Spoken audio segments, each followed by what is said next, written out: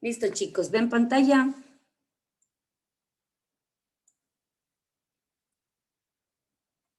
Sí, profe. Muy bien.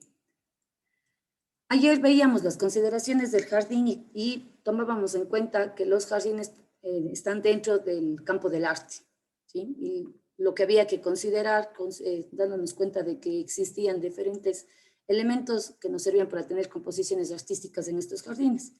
El día de hoy vamos a ver los diferentes tipos de jardines que han existido, aparte de los que ustedes revisaron ayer, se acuerdan que les di como unos 5 o 6 tipos, les di ayer en base a lo que hicieron el trabajo, pero vamos a ver desde qué cultura se dieron los jardines, cómo se manifestaban estos jardines y qué pasa en la actualidad con el tema de los jardines, ¿ya? Entonces, entre los principales tipos de jardines que existen a lo largo de la historia, vamos a tener jardines antiguos, islámicos, orientales, medievales, renacentistas, francés, el romántico, el moderno y demás. Dentro del moderno, que es lo que estamos en la actualidad, moderno, contemporáneo, también se apuntan en la línea, hay diferentes énfasis del jardín dependiendo de los elementos que nosotros podríamos colocar. El jardín antiguo en sí se lo refiere a aquellos jardines que se dieron en la cultura egipcia. Estos vamos a tener como referencia de estos jardines las pinturas que aparecen en las tumbas egipcias 3000 años antes de Cristo. Se dice que eran jardines pequeños en el interior de la casa, eran considerados como si fueran los oasis internos de cada espacio. Consideren en qué ambiente estaban ellos, vivían en el desierto, se alimentaban en sí de lo que se generaba en las orillas del río Nilo. Entonces era importante para ellos poder tener esa conexión porque era un recurso escaso. El punto central de estos jardines era el estanque. Y eran estanques que no eran muy profundos, sino eran más como espejos de agua, en donde podían tener plantas que flotaban, tipo lotus, no sé si alguien les conoce, pero son unos como unas hojas gigantes, grandes, en donde se pueden asentar los sapitos. Han visto que son esas como de los cuentos de hada y les salen unas flores. Bueno, cuentan en historia que los egipcios pensaban que el faraón había nacido de un lotus y era hijo del sol. Entonces era muy importante para ellos la relación que tenían con este elemento. Usaban plantas frutales y plantas de florales. Ahora traían también plantas de diferentes lugares a donde iban a conquistar. Entonces llegaron a tener las uvas, tenían viñedos, tenían higueras y demás. ¿Qué es lo significativo de estos jardines? En realidad, la conformación interna que pueden tener dentro de cada espacio. Siempre eran cercados. Entonces, eran como algo privado. Era deleite y disfrute propio. Esta es una imagen, por ejemplo, de lo que podía haber sido el tamaño de un jardín, ¿sí? Todo lo que le ven aquí de borde, que tienen estas volutas en el borde, es del cerramiento. Aquí marca que por aquí es el ingreso principal, ¿sí? Todo esto de aquí es un empalizado, es como si fuera una pérgola en donde están llenos de racimos de uvas. Y apenas al fondo, esta es la casa. Este espacio que ven aquí es la casa. Entonces, ¿cuán importantes pudieron haber sido estos elementos jardín? Vean la proporción del tamaño de la casa versus a todo lo que es el jardín. Por lo menos en representación de esto debía haber sido de un aristócrata. Ustedes pueden ver que hay 4 espejos de agua, cada uno de estos son estos estanques de agua. Y ellos ya utilizaban, por ejemplo, ven estos arbolitos de aquí, estos son representaciones de sicomoros, que también eran bastante considerados porque eran unas plantas de follaje espeso, de copa muy ancha, que proporcionaba sombra. Entonces, por el clima y el espacio que habitaban, eso era importante. Estaba lleno de dátiles, estas de aquí son representaciones de palmeras. A lo que quiero llegar es que ya en la antigüedad se utilizaba un tema de simbología para representar los elementos que estaban presentes en este espacio. Esa simbología también la utilizamos nosotros cuando diseñamos jardines para poder identificar las diferentes especies. Aquí tienen papiros y demás, y estos elementos que ven aquí son como si fueran pequeños recintos al aire libre, cubiertos, para poder disfrutar y ver estos estanques al aire libre.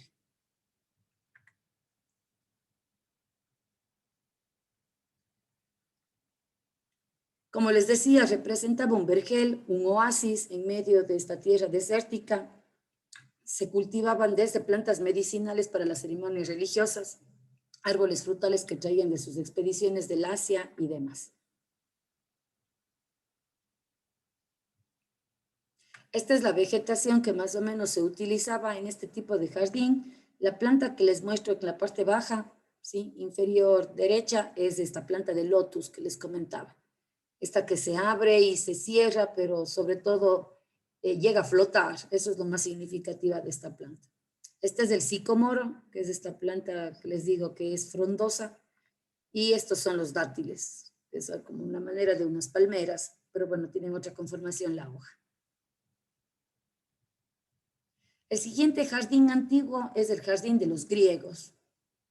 Los griegos también se relacionaban con la naturaleza, pero no la tomaban tanto para sí, sino ellos estaban medio más interesados en descubrirla. Eran más botánicos. Ya de por sí podríamos conocer que la cultura griega estaba dada más al conocimiento, y no fue en realidad la excepción el tema de los jardines. Unas veces los espacios que ellos utilizaban eran patios o huertos y estaban dados en lugares públicos o semipúblicos. Se puede decir que existían arboledas sagradas, fuentes sagradas, y el tema de las academias también era básico porque podían utilizar espacios que les sirvan para poder tener clases magistrales, para ampliar el tema de conocimiento, pero en escenarios naturales. Los jardines de los griegos podían estar dentro de las viviendas. En realidad, los romanos tomaron mucho de los griegos el momento de la conquista.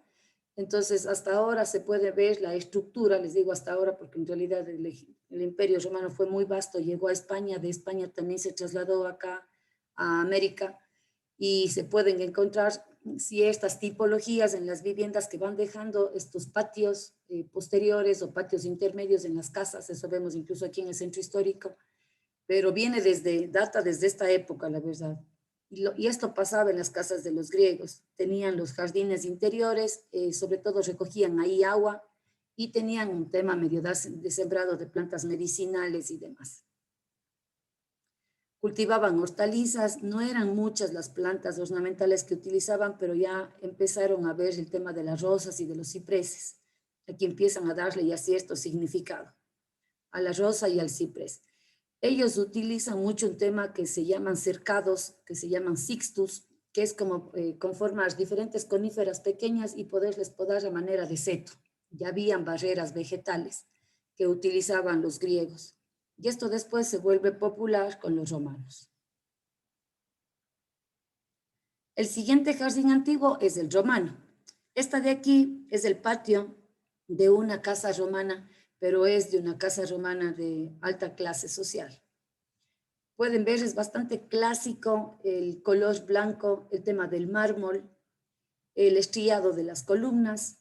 Ellos utilizaban mucho los pasillos de borde alrededor del patio, con la idea asimismo de hacer recorridos de pensamiento, los romanos. Pero lo que más suele llamar la atención en el tema de los romanos es que empiezan a incorporar lo que son fuentes de agua. Ellos ya tienen una incorporación. Las esculturas, los bustos, normalmente se ponían bustos de sí mismos, ¿sí? Porque en el pensamiento del imperio, de los romanos como tal, también el emperador era considerado hijo del sol.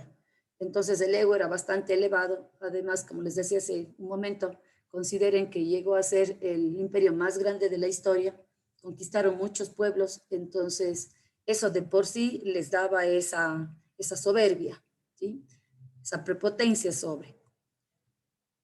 Ellos heredan la tradición paisajista de los griegos, pero con más dominio. La verdad es que los griegos se quedaron en el conocimiento, ellos ya lo llevaron a lo estético.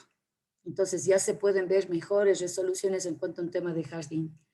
Existían jardines públicos para los plebeyos, se podían decir que eran como patios, como espacios no necesariamente dados para que la gente los disfrute o se entretenga tipo parque, sino que para que los puedan ver. Y privados para las personas influyentes. Aquí se considera ya otro espacio aparte del jardín, se considera otro espacio que se llama el hortus, que es un espacio dedicado absolutamente para alimentos. Ya hay una diferenciación entre lo que está más cercano, por decirlo así, a un área social, a un acceso principal, que lo que está en la parte posterior, en donde se recogen las aguas lluvias y sirve medio más para un tema de sobrevivencia. Como les decía, está provisto de fuentes, de estanques, galerías cubiertas y muchas esculturas. Posteriormente, este estilo de los romanos va a pasar al jardín del Renacimiento italiano, que es uno de los jardines que investigaron ustedes el día de ayer, este que les decía que era grandioso con el tema de las fuentes y demás. Los jardines romanos, considerando que se expandieron por gran parte de Europa, parte de Asia y el norte de África, empezaban a traer muchas especies de sus viajes y se empezó, Roma como tal, se empezó a llenar de un poco de plantas introducidas. Estuvieron presentes desde violetas, amapolas, peonias, claveles, las rosas en sí, que heredaron del tema de los griegos, los lirios, la lavanda y demás. Como habían diferentes tamaños de jardines de los romanos, dependiendo de la casa en la que estaban ubicados, también se utilizaba vegetación alta, vegetación grande, vegetación medio tipo naranjos. Si ven esta imagen en la parte superior, esta es una planta de cítrico. Acanthos, que es esta planta superior del lado derecho. El boj ya se utilizaba aquí, es una planta que sirve para podar y darles formas. Las vincas podían tener granados, podían tener el ciprés, en este caso las diferentes coníferas, plátanos, laureles y demás. Esta es una imagen de un jardín romano, no sé si es que le ven.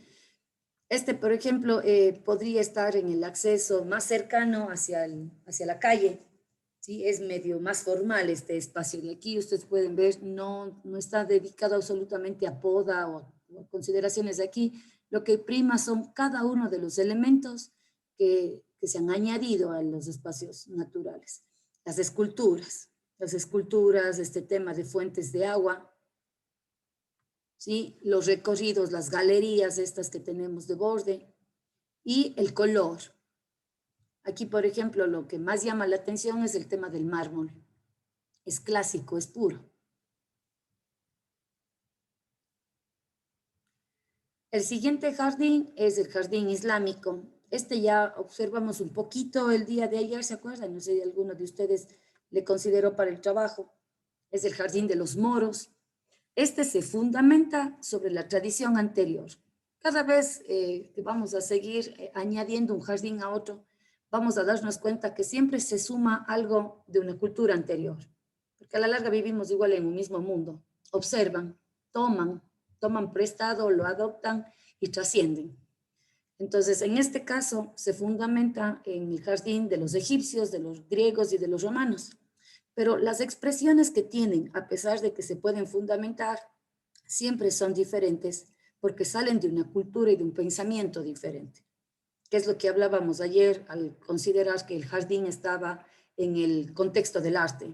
Y les decía que hay que tener mucho cuidado porque imprimimos lo propio en los diseños para la cultura, para el espacio en el que estamos diseñando. En este caso, un jardín islámico se basa muchísimo en la geometría. Como podían ver en la de los egipcios, todo era rectangular, recto, lineal, no hay formas orgánicas ni nada que nos guíe. Es la mano del hombre imprimiendo sobre un espacio natural. Aquí adoptan mucho la geometría, tienen mucho dominio sobre el agua. Los egipcios dominaban el agua sobre todo para temas de sistemas de riego, tomando el agua desde el Nilo, por eso es que podían sobrevivir. Tomaron también estos efectos de agua de los egipcios. Se pueden ver galerías de columnas también hacia patios centrales y hacia diferentes estancias, que eso se toma de los romanos.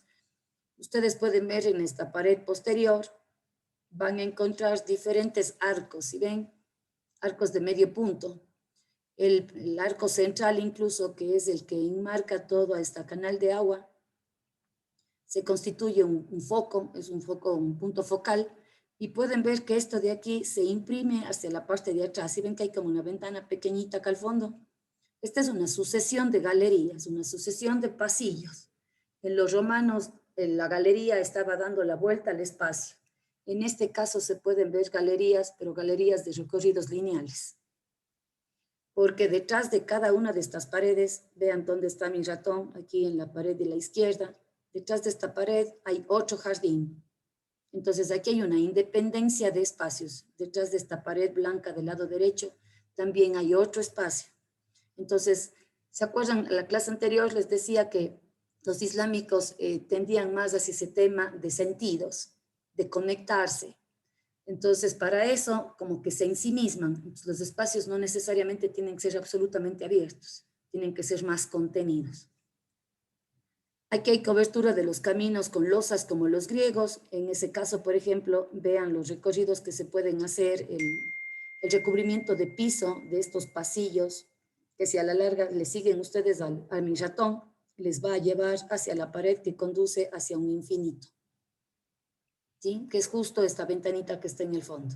Entonces, todo está pensado, todo está dado para el tema de los sentidos. Este jardín islámico gira en torno a la importancia del agua. Ellos tenían mucho que ver con el tema del agua y le daban bastante importancia porque la consideraban una fuente de limpieza espiritual, ¿sí? De purificación. Esto significaba el agua, significaba la vida y por otro lado reflejaba el cielo.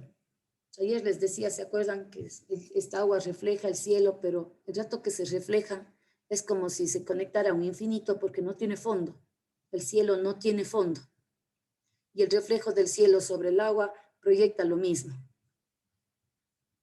El agua que recorre las acequias, hay muchos recorridos de agua en cada uno de estos jardines. Lo que da como significado es el movimiento vital del transcurso del hombre sobre la tierra. El agua, al ser vida, da el mismo significado, que el hombre va recorriendo en esta tierra, en este mundo, el tiempo que tenga que estar. Entonces siempre había una significancia. Había un sonido cadencioso, era necesario poderle escuchar, el gotear, el recorrer, el saltar por los diferentes espacios para poder recordar que estaba ahí presente la vida.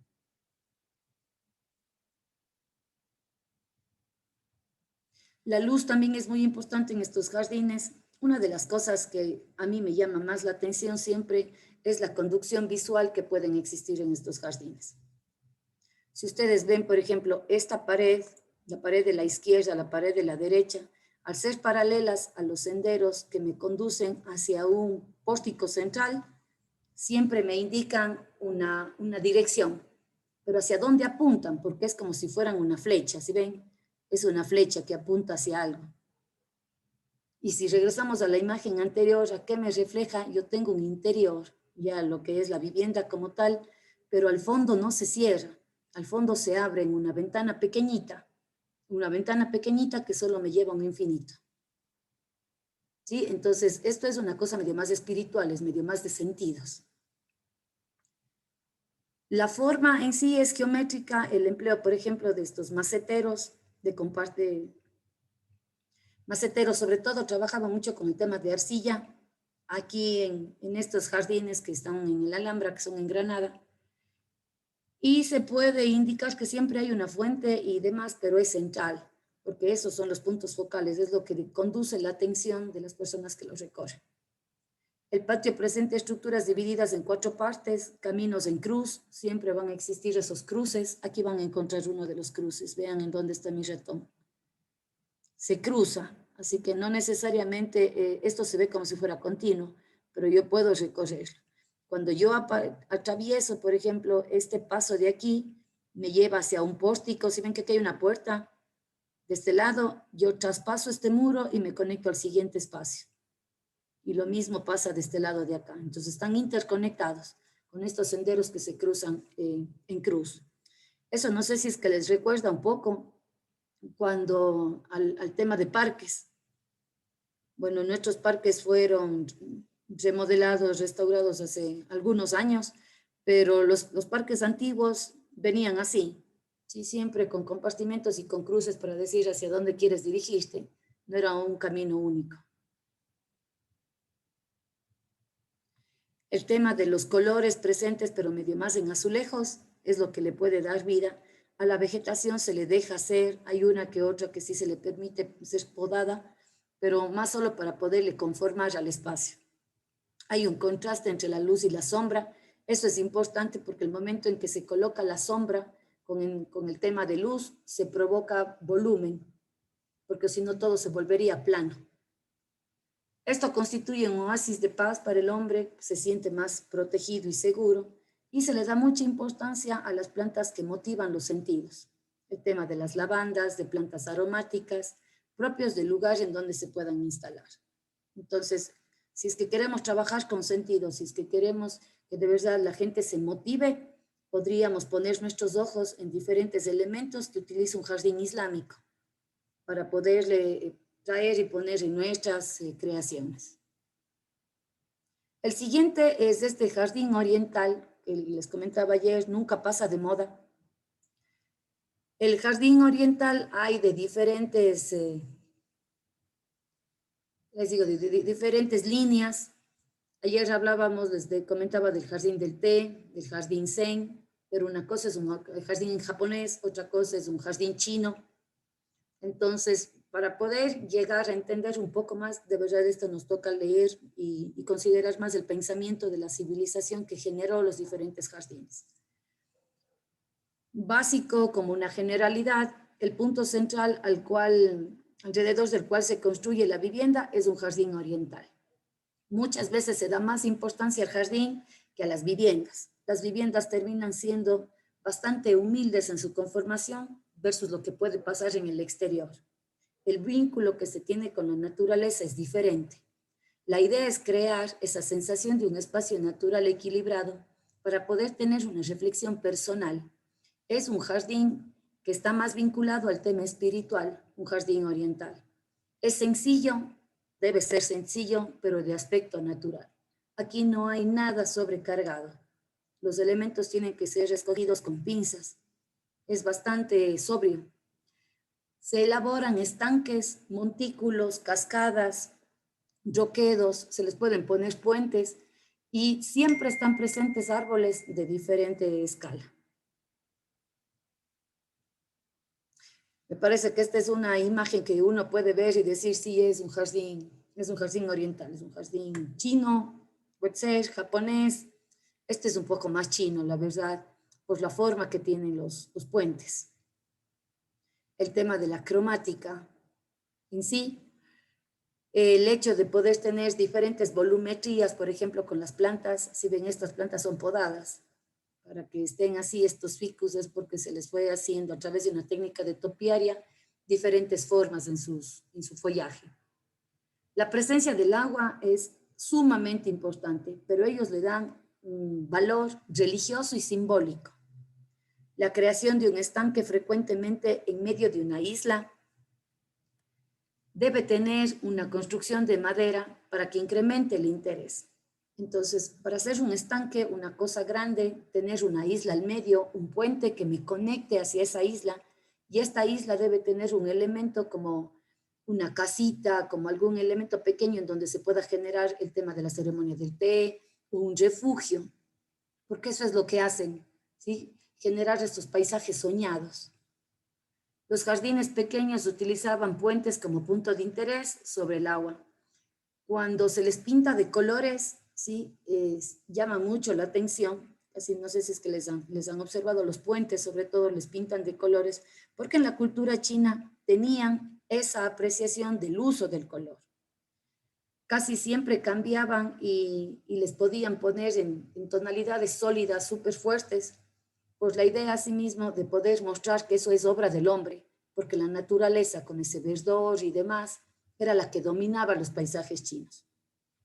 No he tenido el gusto de estar en la China, pero de lo que he leído, decían que los chinos en sí se enamoraban de su naturaleza, se enamoraban de los paisajes que tenían, y lo que ellos querían era traer un trocito de lo que veían, de lo que estaba afuera, para sí, hacia adentro, entonces era interpretarlos.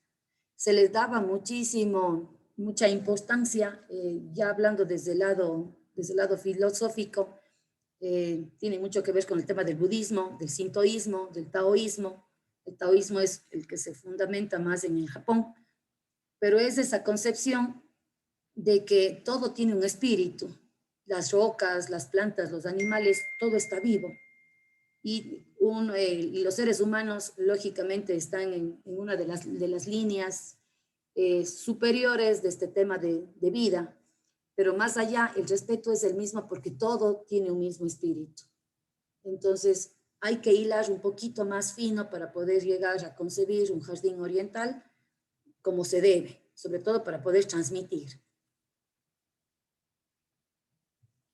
Los principales elementos, si no hay un riachuelo, normalmente se elabora con grava o con un cauce seco, pero debe haber un elemento que indique agua.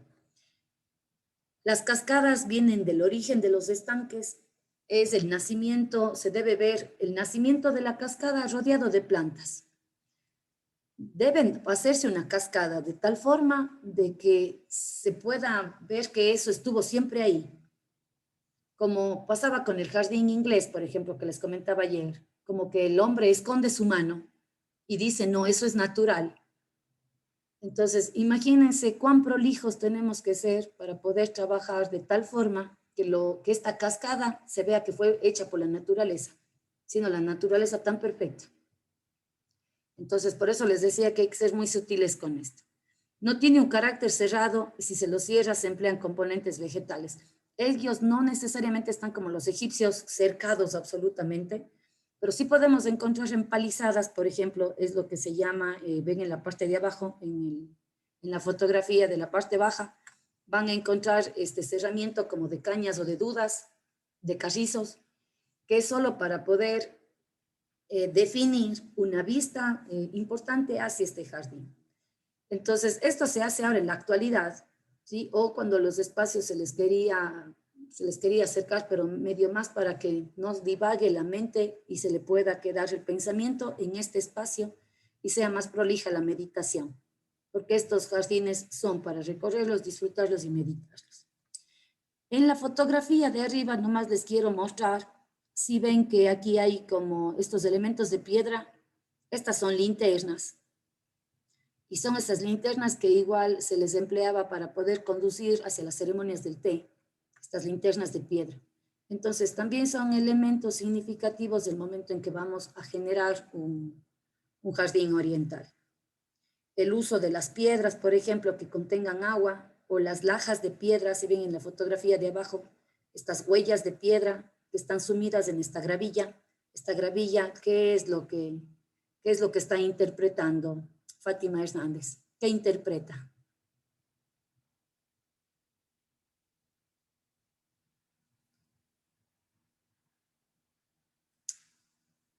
Fátima, sí.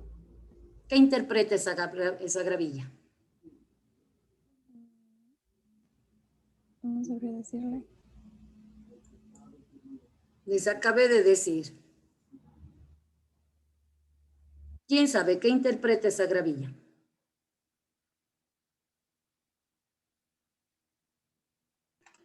El agua. El agua. Muy bien, Cauce. Sofía. Les decía que siempre debería estar presente el agua. Si no era física, en medio de una representación. Y esta gravilla, eso es lo que representa. Muchas gracias. Este de aquí es otro tipo de estos jardines orientales, esos jardines de meditación que pueden estar en monasterios budistas. Lo que hacen estos jardines es motivar la meditación. No hay juegos de simetrías aquí porque la naturaleza no es simétrica. Entonces, al hablar de que estamos trabajando con elementos sublimes, la naturaleza es la que predomina y nos dejamos llevar con esta naturaleza, tenemos que ir también con esas leyes.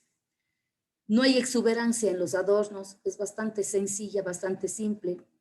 Aquí hay un tema de interpretación. Les comentaba ayer y les decía que las piedras, por ejemplo, lo sólido que se puede poner en medio de la gravilla, daba como significado dentro del lado espiritual lo finito, mientras que todo lo que está alrededor, esta gravilla y demás, es lo infinito, es el cosmos, lo inentendible, ¿sí? Es el vacío, es la nada. Y esto en cambio es el ser. Entonces, meditar en medio de esto es poder comprender a la larga que se flota en el vacío, según las interpretaciones desde este lado. La gravilla es tan finita que lo que hacen es cada cierto tiempo igual peinarle y de nuevo con unos rastrillos que tienen unos dientes súper finitos ir haciendo las formas, ¿sí? Pero como quien van purificando igual pensamiento. Piedras, rocas, arenas contribuyen a crear la sensación de una realidad natural. Utilizan también el tema de los animales y las plantas como un valor decorativo. Aquí también se emplea el tema de los peces en estanques, pueden ser las carpas, y los arces también son súper empleados, son unos árboles rojos que dan ese tono de color. Estamos claros con los jardines hasta ahora, chicos. El Sí. siguiente es un jardín medieval. Este jardín medieval, haciendo de cuenta que no le vimos al oriental todavía, el medieval es el que debería venir en la cultura europea después del jardín clásico, del jardín romano. Les comentaba ayer y les decía que por historia se rompe el imperio romano y empieza a haber un tema de peleas y de guerras y demás por apropiarse de los territorios. Entonces, en esa época oscura es que se da el jardín medieval, el jardín de la Edad Media. Jardines, miren, las interpretaciones, estas son pinturas, ¿sí? De la época, en donde se pueden ver esos palacios, no sé si es que ven estos castillos así, y se acuerdan de la princesa que estaba atrapada y que venía el dragón y que le quería comer y aparecía el príncipe azul que les rescataba y demás, fundamentadas en estas historias. Pero lo significativo de estos jardines es que eran puertas adentro, murallas adentro. Entonces eran esos espacios de sosiego que se podía tener en medio de tiempos caóticos, en tiempo de guerra. La damisela sentada al borde de un rosal, esperando a su amado. Son jardines románticos. Así eso es a lo que hacen referencia. Existe una relación del hombre con Dios en la época de la Edad Media. Empieza a fundamentarse ya la Iglesia Católica, desde respetando en realidad el pensamiento de todo el mundo, pero desde un pensamiento medio más de control, ¿sí? Entonces, la idea en realidad de eso, ¿no? De controlar, de presionar, de abolir. Entonces, llega un punto en que se sentían de verdad oprimidos. Sumándose a eso, la guerra y todo, por eso es que es una época oscura, el tema de la Edad Media. Con el tema este de la relación con Dios y demás, empiezan a fundamentarse los monasterios en esta época, ¿sí? Porque habían diferentes anacretas que tenían esa necesidad, esa búsqueda de Dios, pero de una manera diferente.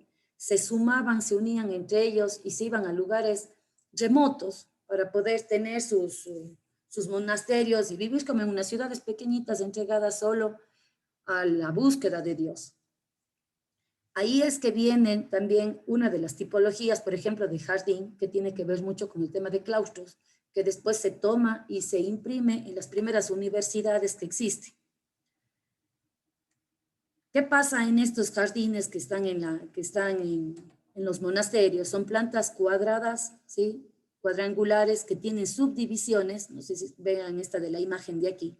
Hay compartimentos, aquí se puede decir claramente que aquí hay ejes de simetría y el punto focal siempre va a ser una pila de agua.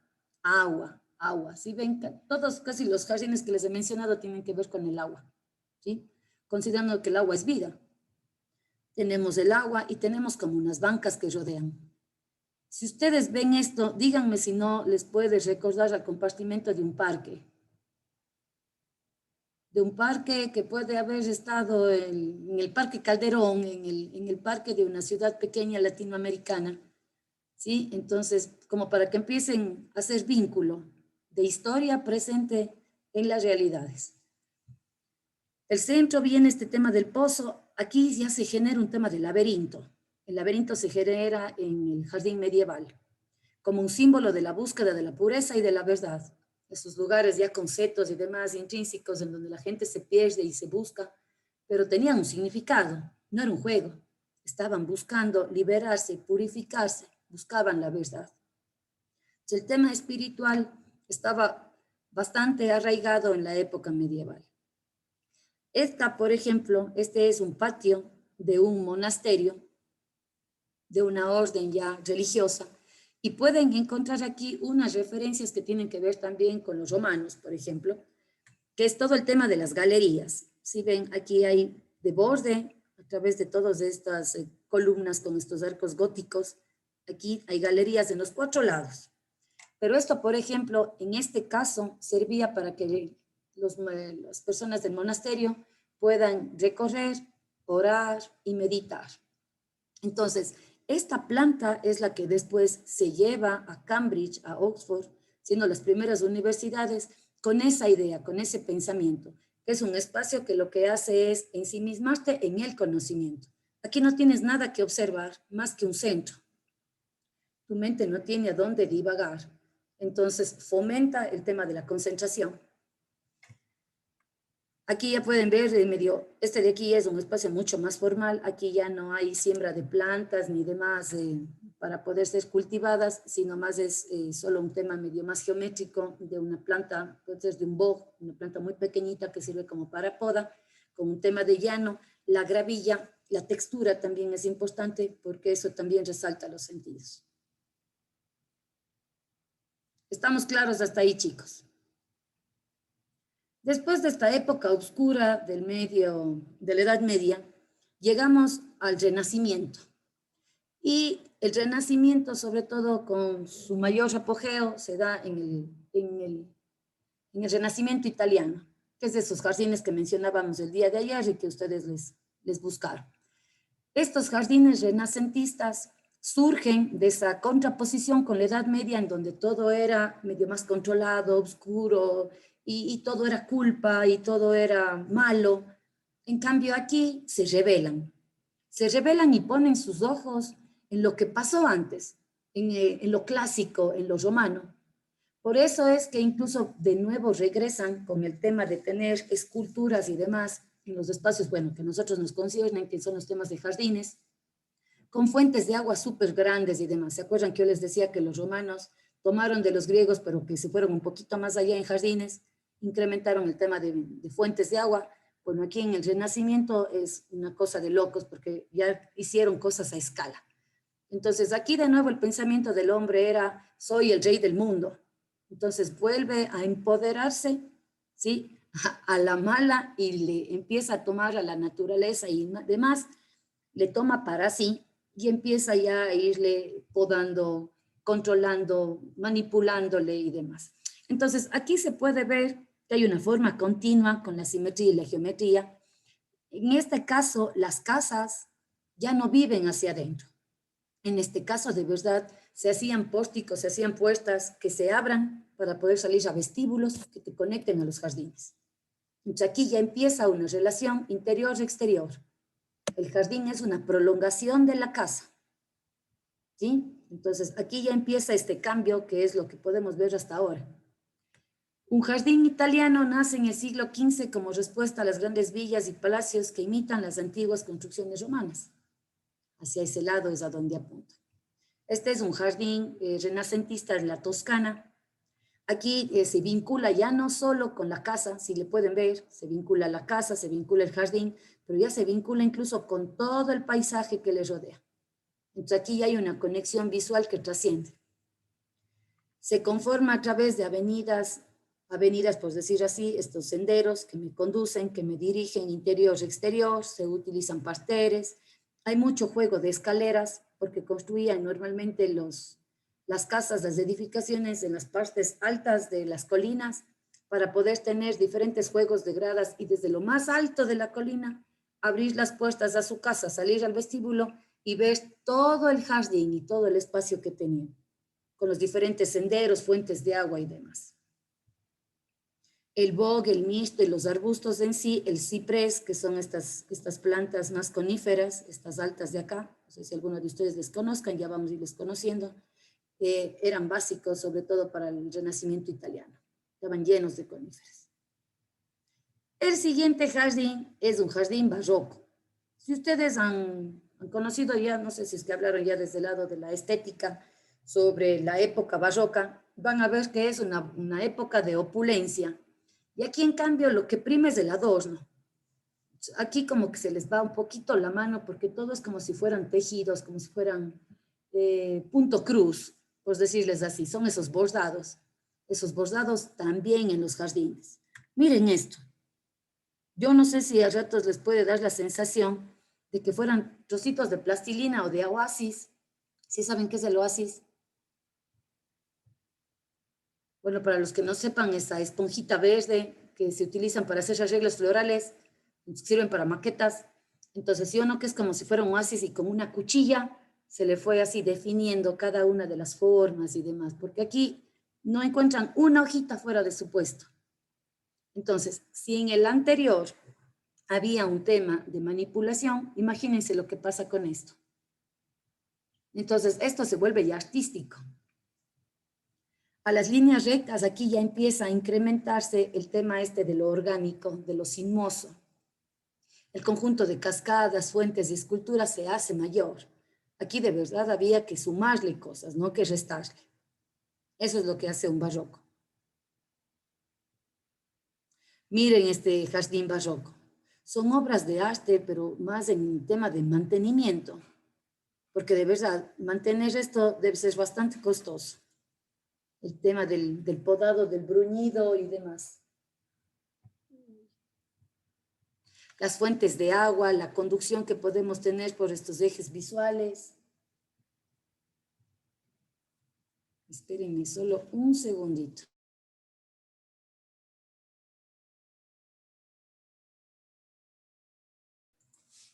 Disculpa, chicos.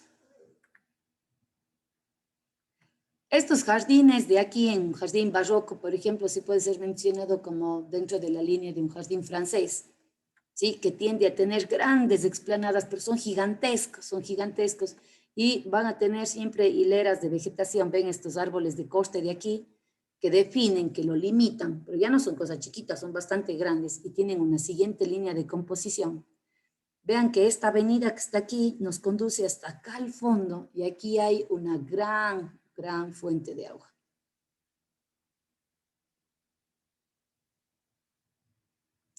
El jardín francés se impone al estilo del jardín italiano. Espérenme, aquí creo que hay un pequeño problema. No le vean a esta, porfa, a esta imagen, chicos, porque está repetida de la anterior.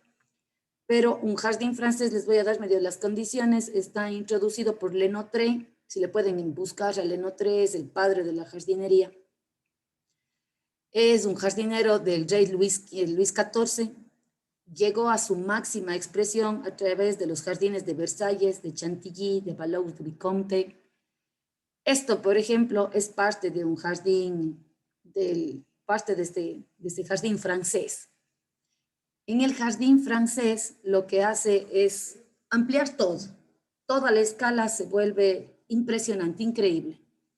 Se hacen estanques de agua tan grandes que pueden existir barcas recorriendo estos estanques para los juegos de carnaval y demás. En esta opulencia, en esta época así, en donde había un derroche tal por el tema de la monarquía, es que después de esto se genera la Revolución Francesa y se toman para sí, todos los plebeyos y la gente del pueblo se toma para sí todos estos lugares, así mismo sintiéndose explotados. Entonces, imagínense a qué punto debió haber llegado para que de verdad se cansaron, cuán grandes y exuberantes debieron haber sido estos espacios. Como les decía, la principal diferencia es la amplitud de vista hacia todo el conjunto. Aquí los elementos arquitectónicos, si ven los palacios y demás, solo son un elemento más del jardín. No es lo más importante, es como una piecita más, porque como son tan grandes, se pierden en estos espacios que los contienen. Este, por ejemplo, es un jardín francés, este de aquí es Versalles. Entonces, vean, todo esto de aquí es jardín, toda la vuelta esta de acá. todo lo que gira. Esta de aquí es como tal el Palacio de Versalles, la amplitud que tiene y todas estas avenidas que ven acá sale de Versalles. De verdad es grande, los ejes conductuales no se quedaban aquí, sino salían hacia el exterior, se tomaban ya los alrededores. Luego venimos a un jardín inglés, romántico le dicen, se basa un poquito en lo de la Edad Media, como que de nuevo aquí en Inglaterra llega una época en la que de nuevo empiezan a preguntarse por el sentido de la vida y empiezan a tomar cosas de la Edad Media, ponen su vista de nuevo en la Edad Media y ven este tema del romanticismo, dejarle a la naturaleza ser. Es un jardín absolutamente opuesto a lo rígido que pudo haber sido, por ejemplo, el francés. Si ven aquí la idea de que la naturaleza es la que creó todo, esconden la mano del hombre, suman solo ciertos elementos, estructuras del hombre, pero muy sutiles, como que llegaron y solo se colocaron. Pidieron permiso a la naturaleza y se asentaron. Hay una mayor inspiración de la naturaleza y de la naturaleza hay una importancia de lo popular o lo exótico en este caso. Pretenden imitar estos paisajes naturales, dejan de lado las simetrías, ¿sí? Y dejan todo a un cuidado descuidado de la naturaleza. Vean, por ejemplo, aquí estos setos, estos arbustos que están al borde de esta escultura, no están ni podaditos, ni nada forma, ni nada. Le dejan ser, pero tampoco quiere decir que le descuidan. Solo le dejan ser, que tengan la forma y el crecimiento natural, que se vayan generando marcos visuales, que es lo que se llama cuando tenemos esta vegetación, si ven, y se hace aquí como un hueco, como una perforación. Y en medio de esta perforación tenemos el elemento escultórico. Entonces, estos son artificios que se generan para captar la atención de las personas que están observando. Aquí eliminan parterres, que es lo que tenía el jardín francés, y los espacios abiertos son semejantes a las praderas. Son grandes, son de verdad bastante grandes. Los senderos que se pueden generar se funden en medio de la vegetación. Entonces, se les deja también como para que las personas se sientan libres en los recorridos, a pesar de que se les conduce. Extraño, ¿no? Pero así funciona. Hay creación de lagos artificiales, de riachuelos y demás. Admiran lo medieval y al admirar lo medieval se manifiesta esto en la producción de castillos y de falsas ruinas en medio de estos grandes paisajes ingleses. Se pueden encontrar incluso templos clásicos o elementos orientales para darle ese toque exótico en medio de estos claros de bosques que se pueden generar. Lancelot Brown es el artífice mayor de los jardines ingleses. Igual si pueden averiguar un poco más como para poder saber el fundamento que tienen estos, y en base a su fundamento, sus conceptos, hacer creaciones. Esta es la imagen, por ejemplo, vean este jardín inglés. Vean el castillo, las ruinas, y escondido en medio de estos bosques, de estos árboles tan grandes. Si ven, no sé si les parece atractivo, ¿sí? Parece así como si fuera un jardín secreto de ir, esconderse, buscar a ver qué nomás hay. Y por acá vean, un templo, parte de un templo. Bueno, chicos, el rato que se corta la historia, después del jardín inglés, empezamos ya con un jardín moderno. Un jardín moderno empieza después de la revolución industrial, ¿sí? Llegamos al tema de la revolución industrial, la máquina y demás. Este jardín moderno va a estar generado por paisajistas del siglo XX que pretenden, integran los jardines dentro de las grandes urbes, creando espacios verdes en las ciudades. El primer parque que se dio en el mundo, que es lo que les decía ayer, fue generado en base a este jardín inglés, el que acabamos de ver. Y eso se dio en la revolución industrial por la necesidad que tenían los obreros de tener un lugar de esparcimiento, por un tema de salubridad y demás. Después de eso, migran también, mucha gente de Europa migra ya a lo que es el nuevo continente, sobre todo a Estados Unidos, que es donde encuentran el sueño americano, y traen aportes también de todo lo que se consideró en Europa, traen hacia América. Y aquí es en donde podemos manifestar obras de grandes arquitectos, por ejemplo, la Casa de la Cascada de Frank Lloyd Wright. Frank Lloyd Wright en realidad tenía también un pensamiento bastante orgánico. Esa conexión que tenía con la naturaleza es básica en las obras que él tiene. La Casa de la Cascada, que es la que les estoy presentando, en realidad, a mi forma de ver, es una poesía de la arquitectura. Y es tan bien concebida que este espacio no sería el mismo sin esta casa. Y esta casa no sería nada sin el espacio en donde fue emplazado. Entonces hay una lectura clarísima, un vínculo súper fuerte entre lo que es arquitectura y lo que es naturaleza. En este caso, se podría decir en un jardín moderno que este elemento aporta estética y constituye un espacio de recreación y de oxígeno. Es de nuevo como que trae esa añoranza del espacio natural que todo ser viviente necesita, extraerlo hacia un espacio de hábitat. Hay una nueva corriente de paisajismo denominado ciudad jardín. Eso es lo que nos pasó incluso a nosotros aquí en Cuenca, cuando vino Gilberto Gato Sobral y generó un plan de ordenamiento territorial en 1967, si no estoy mal la fecha, pero todo lo que es elegido, la zona por donde está, por ejemplo, el estadio, la avenida Solano, todo ese sector de la Universidad de Cuenca y demás, todo eso fue trazado a manera de ciudad jardín. Por eso es que se genera incluso la primera avenida de la ciudad, que es la avenida Solano, con estos pasteles súper anchos, ¿sí? Que ya venían en esta concepción. Como arquitectos que tuvieron este vínculo con un tema de paisajismo para jardines modernos, está Frank Lloyd Wright, que es el que les mencioné, Alvar Aalto, de Finlandia, Gaudí, en España, Luis Barragán en México. Esta es una casa, por ejemplo, de Luis Barragán, en donde lo que se podría ver, aquí ya cambia la concepción de jardines, ¿sí ven? Aquí, en cambio, empieza a jugarse la arquitectura y los elementos verdes como tal son un aporte para esta arquitectura.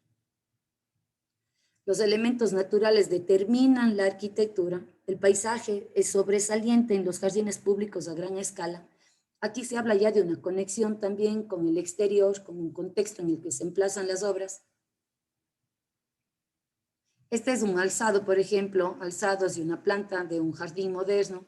Entonces, lo que se puede ver, por ejemplo, vean la planta, ¿no? Aquí tenemos la casa y también desde el lado funcional, ya no es simplemente tener un gran jardín por tener. No, aquí ya consideramos, a ver, vamos a acceder a la casa, desde el acceso podría tener un patio que me reciba, paso, por ejemplo, por mi comedor, el comedor quiero que se conecte con un espacio que me lleve a un asador y de pronto tengo una piscina. Pero aquí ya se empieza a trabajar desde el lado funcional. Después de la revolución industrial se empezó a pensar en diferentes compartimentos específicos para las casas. No sé si se sabían eso. Antes los palacios o las casas solo tenían cuartos, habitaciones por tener, pero después de la revolución industrial empieza ya la arquitectura moderna y ya se dice, hay un espacio que se llama cocina, otro que se llama comedor, otro que se llama dormitorio, otro que se llama baño y así, y se va viendo la interrelación. Entonces, en base a ese pensamiento, hasta la actualidad, tenemos esta división, este seccionamiento de espacios dentro de nuestras casas. Entonces, en nuestros casos, los jardines ya se van generando en base a la relación que tienen con estos espacios interiores, cómo funcionan las casas. Pero vean la importancia que puede tener al tener vegetación de borde que le contenga a las edificaciones. Miren los alzados. Está la casa, pero también, como es la casa, es bastante fuerte la presencia de los elementos vegetales.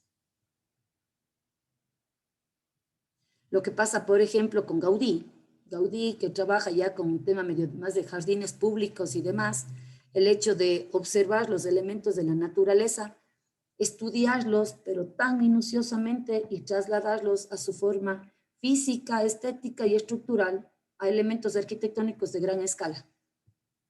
Los colores y demás. Pero Gaudí es un genio, la verdad. Esto, por ejemplo, es el Parque Güell, en Barcelona. Esto, por ejemplo, es el estudio de las olas de mar. ¿Sí? Entonces, ¿cómo se comporta la ola? ¿Cuál es el centro de gravedad? Y según eso, poder construir esto de tal manera que no se caiga. ¿Sí? Vean todos estos elementos y demás. Es una locura, la verdad, sí. Algún rato tuviesen chance y tienen que hacer una maestría y les sale en Barcelona, no piensen dos veces. Es una ciudad impresionante, hermosa como tal. Dentro de un jardín moderno, nosotros, les decía al comienzo, vamos a ver subdivisiones de un jardín moderno, ¿sí? Dentro de eso tenemos un contemporáneo, un jardín del agua, un jardín seco que se utiliza ya con plantas crásulas, un jardín minimalista, un jardín tropical, se puede hacer un orquidiario en donde priman las orquídeas, huertos urbanos, sobre todo para un tema de sobrevivencia, jardines verticales, cubiertas verdes, jardín de sensaciones y demás. Por ejemplo, aquí les voy a pasar solo imágenes, chicos, pero intenten ver por qué tienen el nombre del jardín que les voy a mencionar. En este caso, este es un jardín acuático. Este es un jardín acuático bastante contemporáneo, pero porque la forma, por ejemplo, del estanque es recta, los elementos que tenemos son bastante pulidos. Hay jardines acuáticos más rústicos, más silvestres. Este está más contenido. Está definido incluso dónde van los diferentes arriates. Este también es un jardín acuático, pero este ya es minimalista. No sé si es que le ven, por ejemplo, aquí hay ausencia de color, pero hay bastante tema con las texturas. Los espejos de agua, ¿sí? Súper aterciopelados, ¿sí? Lisos. Este es un jardín zen, pero esto ya es en una vivienda, ¿sí ven? Las interpretaciones que se pueden dar en la actualidad. Pero todo parte de un pensamiento, chicos. Incluso el rato que ustedes vean a través de Pinterest, modelos de jardines que hay diversos, dejan de tener sentido si es que no los comprendemos y no sabemos qué pensamiento está detrás. Un jardín contemporáneo también puede ser un jardín así, como que no quiere mucho la cosa, si le ven solo como con piedras, elementos naturales, unos senderos, mobiliario, porque el jardín no se queda sin tener espacios también que sirvan para el disfrute. Jardines secos, estos jardines más con plantas suculentas, estas plantas que no requieren mucha agua, pero en cambio necesitan mucho sol. Entonces, el pensar que pueden poner esto debajo de una grada en donde no hay luz y tampoco quieren que hayan problemas de humedad es un absurdo, porque estas plantas requieren bastante sol. Estas son diferentes versiones de jardines secos, por ejemplo, estos jardines más duros. Aquí, ¿qué es lo que puede primar? La textura. Porque en los jardines secos se trabaja mucho con gravilla, con piedras de diferentes tamaños. Las plantas en sí, las plantas suculentas, tienen espinos, suelen tener espinos. Otras tienen las formas de las hojas también en puntas y no tengan espinos y se les muestra así como si les pudieras tocar y te pudiera pasar algo. Se da una sensación. Este es un jardín moderno que puede estar dentro de una línea más minimalista. Aquí, por ejemplo, el hecho de poder tener estos elementos, pero más que te conducen, ¿sí ven? Porque van siguiendo el recorrido de estas gradas. Las tonalidades, lo único que hacen es fundirse con el material de recubrimiento que tienen para el acceso principal de la casa. Es más, en este caso es esta. No sé si le ven, es esta el acceso principal. Entonces, bajan las gradas, todos estos son igual en un gris, podría ser un hormigón pulido, se atraviesa un puente que es como flotante y tenemos un espejo de agua y plantas que pueden ser requisetum que están emergiendo de este elemento. La piedra, gravilla y ciertos setos o arbustos podados solo para poder definirles como volúmenes. Mil disculpas, está mala esta foto, pero bueno, esta es también la representación de un jardín moderno. Pero más es con elementos geométricos, ¿no? Insertados en medio de esto, flotando sin mayor detalle en formas, en colores, en que hay que se le está puliendo ni demás. Como que son elementos más que se juegan como parte de la arquitectura del lugar. Sí, hablar puramente de un jardín minimalista en donde se pueda conectar desde el interior de la casa hacia el exterior. Si ven, aquí hay un gran ventanal, por ejemplo. Se abre este ventanal, hay una continuidad de recubrimiento de piso y este piso no se queda solo en este porche, sino avanza con textura de madera para poder enlazarle al jardín. Entonces, esto, por ejemplo, es importante el momento en que nosotros queremos generar un jardín, que por más que sea chiquito, se vea grande. Entonces, tenemos que ver el aliado que tenemos, el resto del espacio, así sea interior. Tratar de ver con qué líneas lo atrapamos y hacemos que la visión de las personas que van a vivir ahí o que lo observan cambie. Y eso podemos hacer solo haciendo estos vínculos. Los huertos urbanos, ¿sí? Que ahora en realidad están de boga y más con el tema del problema que podemos tener, por ejemplo, entre sobrepoblación, el problema ahora del COVID, el tema de alimentación sana. Los huertos urbanos se pueden generar en cualquier espacio. Pueden ver esto de aquí en una metrópolis, en la azotea de una metrópolis. Desde un balcón no hay ningún espacio donde no se pueda hacer un jardín urbano. Cuando ya trabajamos en suelo, en proyectos mucho más grandes de huertos, para hacer un huerto urbano ya tenemos que conocer un poco más sobre el comportamiento de las plantas que queremos sembrar, a los cuántos meses hay que cosecharles y la profundidad de raíz que tienen las plantas. Según eso vemos cuán alto tienen que ser los maceteros o la profundidad de la tierra buena que tenemos que usar. Los orquidiarios, esos espacios en donde es básico el tema de las orquídeas humadas con bromelias. Aquí debería haber una temperatura siempre un poquito más elevada. El tema de la humedad también está sobre un 80% para que se puedan desarrollar bien las orquídeas. Hay orquidiarios contemplativos también, esto sobre todo en jardines botánicos. Hay jardín de sensaciones que pueden estar en espacios públicos. Esta, por ejemplo, es una obra de Martha Stewart, me parece. Y esta de acá es un jardín de sensaciones que puede estar en cualquier lugar si es que lo sabemos seleccionar solo las plantas correctas. Si queremos tener un buen olor, nos podemos ir con una lavanda. Si queremos traer colibrís y escuchar también lo que hacen los pajaritos, podemos utilizar plantas como fucsias, mariposas, tenemos que traer plantas con flores amarillas. Texturas, por ejemplo, el uso de gravilla versus algún elemento que sea muchísimo más blando, para que el momento en que caminemos se sientan las texturas. Los jardines verticales también, que lamentablemente ahorita se han puesto de moda plásticos. Por favor, no lo hagan nunca. Prométanme que cuando sean diseñadores nunca van a utilizar esas cosas plásticas. En realidad, los jardines verticales fueron creados como fueron dados, ideados, un francés bastante exitoso, pero como una idea de poder dar una solución a la falta de áreas verdes de las ciudades, como estos pequeños pulmones verdes que podían incrementar la calidad ambiental de los espacios, sean interiores o exteriores. El momento que se vuelven plásticos, acabaron con la naturaleza, se va a enojar la naturaleza y sobre todo lo único que hacemos es incrementar polvo y ácaros. Los jardines verticales no son un problema ni en interior ni en exterior si están bien solucionados en cuanto a un tema de sistemas de riego y de drenajes. Al contrario, tienen muchísimos aportes, incluso energéticos, nos evitan un poco de consumo de energía. Las cubiertas verdes también, utilizadas ahora como para uso, o pueden ser igual para ser el hogar de plantas nativas, plantas silvestres, que nos ayudan en cambio a mantener condiciones climáticas aceptables dentro de los espacios. También nos ayudan a que las cubiertas como tal se deterioren menos, todo lo contrario a lo que la gente muchas veces piensa, y no son caras, aunque la gente piensa que sí, pero se vuelven unas inversiones porque nos evitan muchísimas cosas, nos evitan incluso goteras, pero la gente lamentablemente no lo sabe.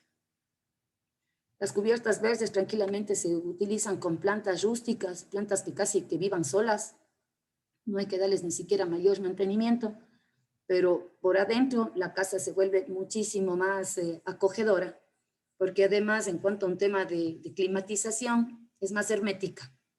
Y por otro lado estamos incrementando el oxígeno y el hábitat para un poco de insectos y de pajaritos que están igual en los sectores. Jardines tropicales, esos jardines donde prima la exuberancia de plantas que son de la costa o de lugares que son calientes con bastante humedad. Sí los podemos tener, pero estos para nosotros se los utiliza dentro de la casa. afuera se nos queman porque estamos mucho más arriba y el sol aquí en realidad es mucho más fuerte y tenemos menos oxígeno. ¿Sí? Otra forma de jardines tropicales en Yunguilla también nos van bastante bien. El tema de los jardines tropicales y demás. ¿Alguna pregunta, muchachos?